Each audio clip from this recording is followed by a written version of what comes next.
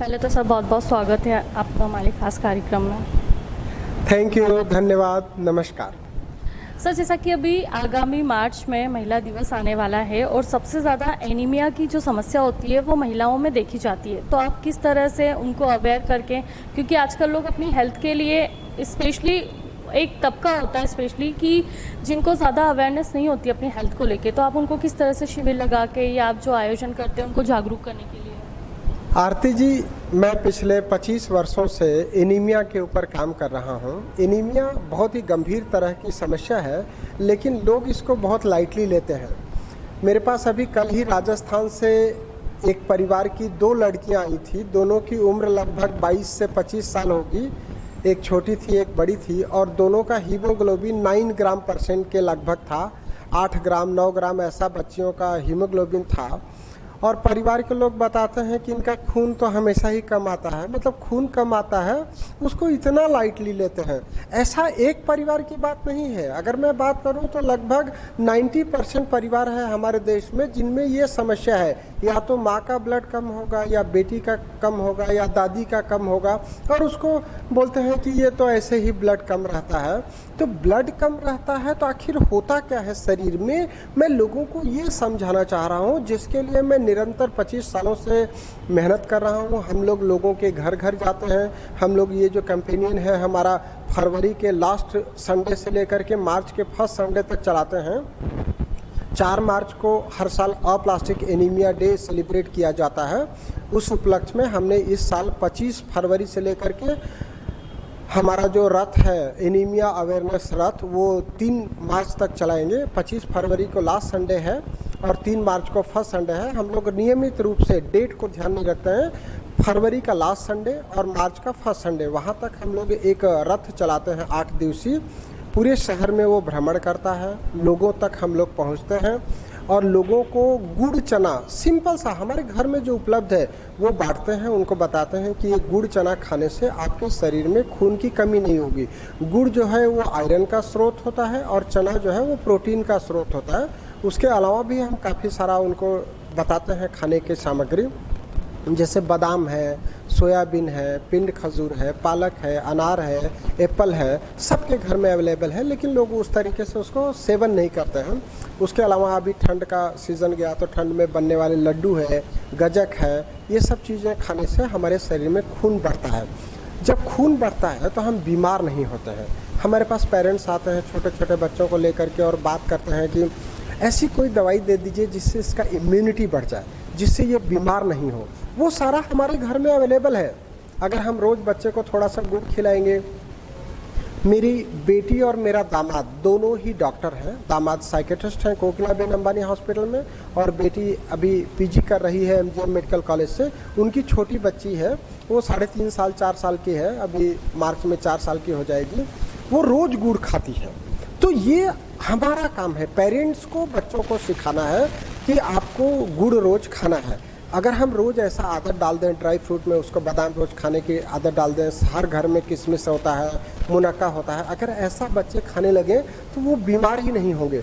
तो हम लोगों के घरों तक जाते हैं। हमारा ऐसा मानना है कि अगर शरीर स्वस्थ रहेगा तो उसका मस्तिष्क स्वस्थ रहेगा। जब बच्चा स्वस्थ रहेगा तो उसका पढ़ाई में मन लगेगा। जब परिवार स्वस्थ रहेगा तो वो परिवार के विकास और देश के विकास के लिए कार्य करेगा। तो हमारा ऐसा है कि स्वस्थ रहेगा मन तो आपका मस्तिष्क जो है काम में लगा रहेगा। ये हम लोग कम्युनिटी वेलफेयर के अंतर्गत करते हैं। कम्युनिटी हेल्थ एंड वेलफेयर के अंतर्गत हम लोग ऐसा कार्यक्रम चलाते हैं। पिछले साल जनवरी में देश की राष्ट्रपति जी इंदौर आई थी, उन्होंने मुझे बुलाया था मिलने के लिए। उन्होंने मुझसे जानना चाहा कि होम्योपैथी ट्रीटमेंट से किस तरीके से ब्लड बढ़ाया जा सकता है, किस तरीके से आरबीसी, डब्ल्यूबीसी, प्लेटलेट बढ़ाया जा सकता है। मैडम का जो प्रश्न था वो था कि सिकल सेल एनीमिया में होम्योपैथी क्या कर सकती है, क्या सिकल सेल एनीमिया होम्योपैथी से ठीक हो सकता है। मैंने मैडम को समझाया कि सिकल सेल एनीमिया एक आनुवंशिक बीमारी है, उसमें हम पूरी तरह से बीमारी तो ठीक नहीं कर सकते, लेकिन जो मरीजों को होने वाली समस्या है, उनका असहनीय दर्द, पीड़ा, उनका जो बार बार ब्लड चढ़ाना, उनका बार बार बीमार हो जाना, शरीर में दर्द, बुखार, ये सारी समस्याओं को हम काफ़ी हद तक नियंत्रित कर रहे हैं और ठीक भी कर रहे हैं। मरीजों को जो जल्दी जल्दी ब्लड चढ़ाना पड़ता था, जब वो लोग होम्योपैथिक ट्रीटमेंट लिए तो उनको अब ब्लड चढ़ाने की उतना ज़रूरत नहीं होती है। तो ये सारी बातें मैंने माननीय राष्ट्रपति महोदया, देश की राष्ट्रपति महोदय को 10 जनवरी 2023 को बताया और उसी दिन 10 जनवरी 2023 को ही देश की राष्ट्रपति के साथ साथ उसी दिन मुझे वित्त मंत्री निर्मला सीतारमण जी से भी मिलने का मौका मिला था। शाम को सुबह राष्ट्रपति जी से मिला और शाम को वित्त मंत्री जी से मिला और उनको मैंने बताया कि एनीमिया जो है वो बहुत कठिन समस्या है, इतनी जटिल समस्या है कि पूरा देश के लोग पीड़ित हैं और इसके लिए बजट में प्राविधान किया जाना चाहिए। तो आपको याद होगा कि 2023-24 का जो हमारा बजट था उसमें एनीमिया और सिकल सेल एनीमिया के लिए प्राविधान किया गया और देश के प्रधानमंत्री जी चाहते हैं कि जब हम लोग हमारी स्वतंत्रता का 100वां वर्ष मनाएं, मतलब 2047 में, तो उसके बाद सिकल सेल एनीमिया का कोई बच्चा पैदा ही नहीं हो। देश के प्रधानमंत्री और हमारे प्रदेश के राज्यपाल श्री मंगू भाई जी पटेल वो बड़ा चिंतित है सिकल सेल एनीमिया को लेकर के। सिकल सेल एनीमिया आदिवासी क्षेत्र की एक बहुत बड़ी समस्या है। अभी मैं कल ही झाबुआ गया था, हम लोग झाबुआ में प्रयास कर रहे हैं कि वहाँ पर एक सिकल सेल एनीमिया के लिए होम्योपैथी ट्रीटमेंट का सेंटर स्थापित करें। लोगों को जानकारी अगर हो जाएगी तो काफ़ी हद तक बीमारी को रोक सकते हैं। सिकल सेल एनीमिया से पीड़ित मरीज आते हैं मेरे पास, वो बताते हैं कि मुझे सिकल सेल की परेशानी थी, मेरी शादी हो गई, हमने पूरा शादी करने के पहले आपने आपकी होने वाली बीवी का जांच कराया, बोले नहीं कराया, उसको बिना बताए छुपा करके शादी कर लेते हैं। उससे परेशानी क्या होती है, उनके होने वाले बच्चे को भी सिकल सेल एनीमिया हो जाती है। हमारे पास पेशेंट तब आता है जब वो देश के एम्स में, पीजीआई में या सीएमसी वेल्यूर में या बड़े बड़े अस्पताल में भर्ती होने के बाद बार बार ब्लड चढ़ाने के बाद ठीक नहीं होता है, तब वो लोग हमको एक ऑप्शन के रूप में चुनते हैं। मेरे पास ऐसे काफ़ी सारे पेशेंट आते हैं जिनका बीमारी के गंभीर अवस्था में हीमोग्लोबिन 2 ग्राम, 3 ग्राम या 5 ग्राम % रहता है, जबकि नॉर्मल हीमोग्लोबिन जो है वो 13 ग्राम से 15 ग्राम % या 14 से 16 ग्राम % होना चाहिए। मेल और फीमेल में थोड़ा सा वेरिएशन होता है। आप देखिए, जहां नॉर्मल हीमोग्लोबिन 13 ग्राम से 15 ग्राम % होना चाहिए, अगर मैं एवरेज की बात करूं, और लोग लेकर के कितना आते हैं 4 ग्राम, 5 ग्राम, 6 ग्राम %, तो उससे परेशानी क्या होती है, शरीर में कमजोरी आती है, उनका दम भरने लगता है, शरीर में कमजोरी रहती है, बार बार बीमार हो जाते हैं, उनको उनका काम करने में इच्छा नहीं लगता है, घर का दैनिक कार्य ही नहीं कर पाते हैं। तो इतनी कठिन समस्या है। आप महिलाओं में देखेंगे एक बहुत ही कॉमन सी समस्या है, आजकल तो पुरुषों में भी हो गई है, बाल झड़ जाता है। आखिर बाल झड़ जाता है तो उसका कारण क्या है? एनीमिया एक प्रमुख कारण है। हमारे शरीर में आयरन की कमी हो जाएगी, आयरन डेफिशिएंसी एनीमिया हो जाएगी, वो हमारे हेयर फॉलिंग के लिए बहुत ज़्यादा रिस्पॉन्सिबल है। तो लोग हेयर फॉलिंग के लिए या बालों के लिए तो बड़ा चिंतित रहते हैं, लेकिन एनीमिया के लिए चिंतित नहीं रहते हैं। जब एनीमिया कई बीमारी का कारण है या जड़ है, तो हम क्यों ना पहले जड़ पे काम करें। अगर हम देखें कि अगर बच्चे अच्छा डाइट लेंगे, अच्छा खाना खाएंगे, तो उनको आंख में लगने वाला चश्मे का पावर कम हो जाएगा। आखिर ठंड में लड्डू खाना कहाँ से आया होगा? ये हमारे पूर्वजों को ये समझा कि जब हम 2 महीने 3 महीने ठंड में गुड़ का लड्डू खाएंगे तो हमारी हड्डियाँ मजबूत होंगी। हड्डियाँ मजबूत होने का मतलब क्या है? हमारा बोन मैरो, जो बोन मैरो है जहाँ से ब्लड बनता है, वो हमारी हड्डियों में होता है। जब हड्डियाँ मजबूत होगी तो हमारा बोन मैरो मजबूत होगा, और जब हमारा बोन मैरो मजबूत होगा तो हमारे शरीर में अच्छे ब्लड सेल्स बनेंगे। 2 तरह का बोन मैरो है, एक येलो बोन मैरो है, दूसरा रेड बोन मैरो है। जैसे जैसे उम्र बढ़ती जाती है, 40 साल के बाद हमारा जो रेड बोन मैरो है वो येलो बोन मैरो में परिवर्तित हो जाता है। तो हमारे जो रेड ब्लड सेल है, जो रेड बोन मैरो में होते हैं, वो कम होते जाते हैं। तो हमको खून बढ़ाने के प्रयास करना चाहिए। आप देखते हैं जैसे ही 40 साल 50 साल का व्यक्ति होता है, चाहे मेल हो चाहे फीमेल हो, उसके अंदर चिड़चिड़ापन आने लगता है। आखिर चिड़चिड़ापन क्यों आ रहा है? उसका कारण जो है वो खून की कमी है। लोगों को नींद नहीं आती है, लोगों को काम करने में मन नहीं लगता है, शरीर में थकान आने लगती है। क्यों? क्योंकि हमारा आरबीसी का प्रोडक्शन शरीर में कम हो गया है।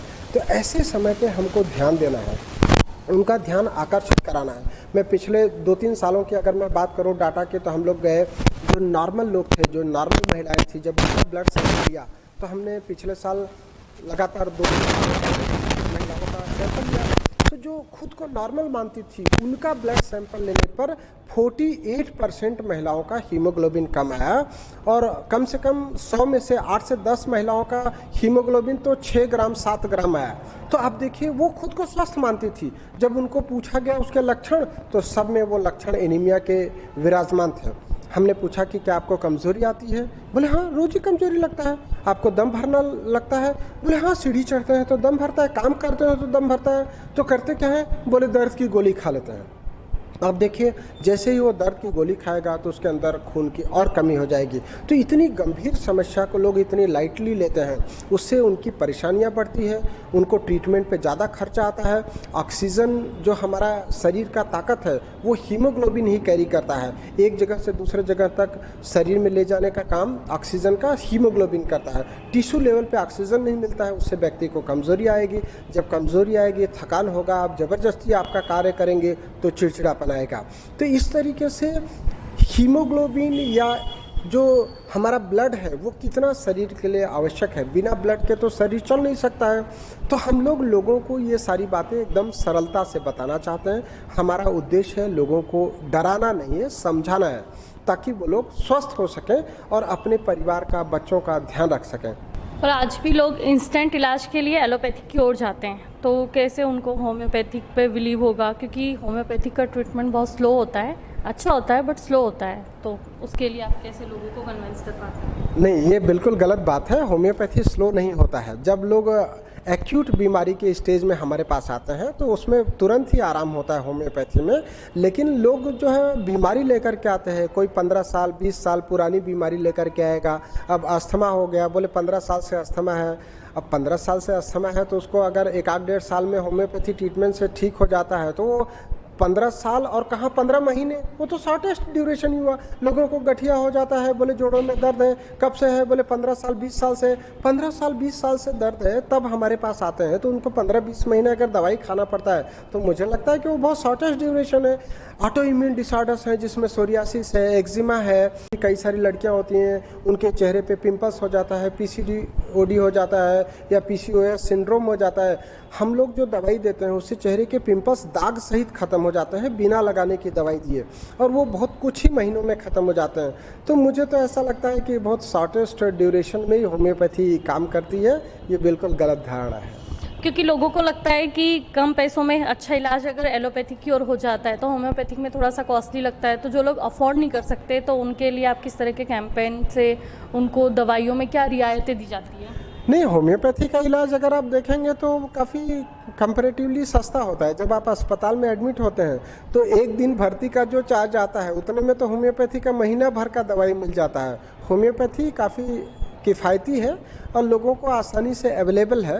मैं ये बताना चाहता हूँ कि कुछ लोगों में जागरूकता की कमी के कारण बीमारी बहुत जटिल रूप ले लेती है। जैसे अगर मैं बात करूँ ब्लीडिंग पाइल्स की, ब्लीडिंग पाइल्स का लोगों को बीमारी हो जाती है। पाइल्स, फिशर, फिस्टुला की बीमारी बहुत आम है, लोग ध्यान नहीं देते हैं। तो उससे क्या होता है कि उनकी बीमारी बढ़ती चली जाती है और जब वो बीमारी बहुत ज़्यादा बढ़ जाती है, फिस्टुला का रूप ले लेता है। कई बार ऑपरेशन कराने के बाद लोग हमारे पास आते हैं तो उस समय उनको बीमारी के स्टेज के आधार पर दवाइयों की भी ज़्यादा ज़रूरत लगेगी और समय भी ज़्यादा लगेगा। तो मैं लोगों को यही सलाह देना चाहूँगा कि आप बीमारी को बढ़ने नहीं दीजिए।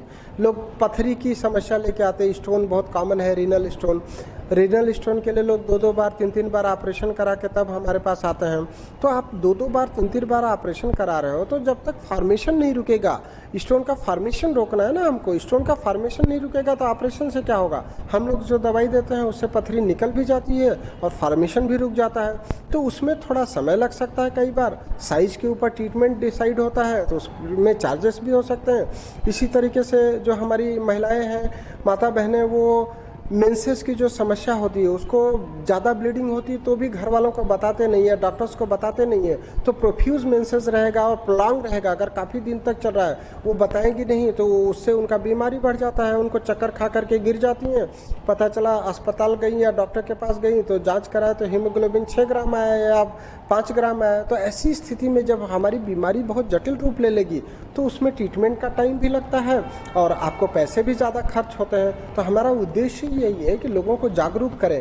अभी मैं पिछले वर्ष सरकारी स्कूल में गया था, वहाँ के बच्चों का हेल्थ चेकअप करने, तो वहाँ देखा है कि काफ़ी सारे बच्चों को सिर दर्द की शिकायत थी और काफ़ी सारे बच्चों को धुंधलापन की शिकायत थी।